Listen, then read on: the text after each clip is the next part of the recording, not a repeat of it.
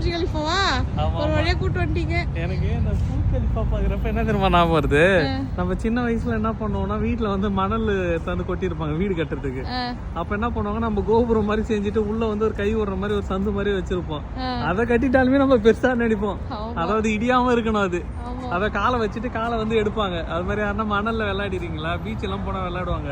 2 காலையும் வச்சுட்டு மணல் மேல வாரி வாரி வாரி போட்டு காலை எடுத்துட்டுனா வச்சுக்க, அங்க 2 கேப் இருக்கும் சந்து மாதிரி.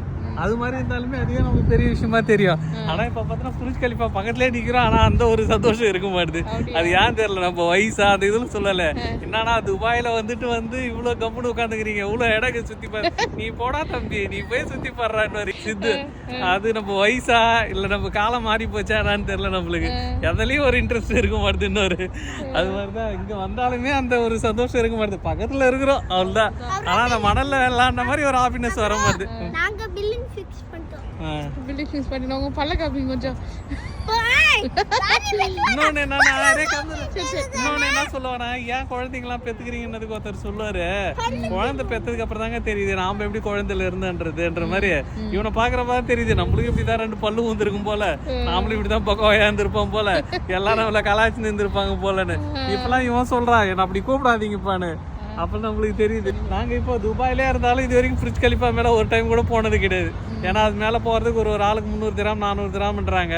ஸோ நம்ம ஊர் காசுக்கு வந்து பாத்தீங்கன்னா ஒரு ஆளுக்கு 10,000 ரூபா இருந்தீங்கன்னா 30,000 இருந்தா இப்ப நம்ம போகலாம். 30,000 கொடுத்து போக முடியாதுன்றதோட நம்ம அதை கொடுத்து போனோமானு யோசிக்குதாகுது. அது இருந்தால் ஒரு டைம் ஊருக்கு போயிட்டு வந்துடலாம் அப்படின்னு தான் நம்ம மைண்ட் தோணுது. நிறைய பேர் வந்து ஊர்லேருந்து வந்துட்டு டூரிஸ்ட் விசாவில் இங்கே வந்து புரிஜ் கலிஃபா மேலே போயிட்டு வருவாங்க. எத்தனை பேர் இது வரைக்கும் நீங்கள் இது வரைக்கும் மேலே போயிருக்கீங்க? எத்தனை பேர் துபாயிலே இருந்தாலும் இது வரைக்கும் போகல? எங்களை மாதிரி கோச்சிங்க, எங்களை மாதிரி ஆளுங்க யாருன்னா இருந்தால் அவங்களும் கமெண்ட் சொல்லுங்க. எத்தனை பேர் ஊர்லேருந்து வந்துட்டு மேலே போய் வந்திருக்கீங்க? பார்த்ததுக்கப்புறம் நீங்கள் என்ன ஃபீல் பண்ணீங்க? போனது ஒருத்தான்றதை வந்து கமெண்ட்ல சொல்லுங்க. ஓகே மக்களே, நாங்கள் என்ன பண்ணோம்னா தேருக்கு பாருங்க பக்கத்தில் பில்டிங்கு, இது மேலே போயிட்டு வந்தோம். தெரியாமல் இங்கே போயிட்டோம்.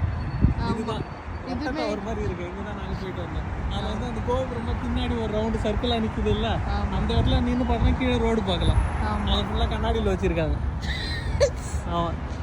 ஓகே மக்களே.